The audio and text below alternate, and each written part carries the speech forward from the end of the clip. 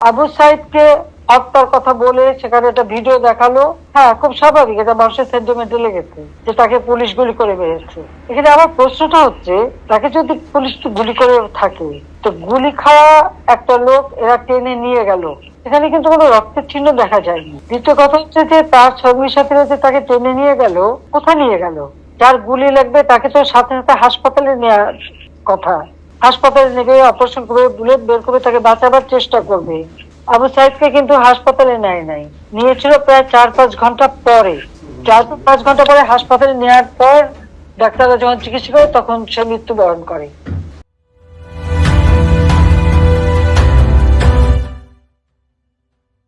তার মাথায় আর একটা ভিডিওতে দেখা যাচ্ছে তার মাথা, ওরা যখন পুলিশকে ঢিল মারছে, সেও পুলিশকে মারতে মারতে এগিয়ে যাচ্ছে, তার মাথায় একটা ঢিল এসে পড়ে, সে মাথায় হাত দেয়। তাহলে প্রশ্ন যে এই একটা সেন্টিমেন্ট তুলে তারা যে এতগুলি জীবন নিয়ে খেললো, এর জবাব কে দেবে?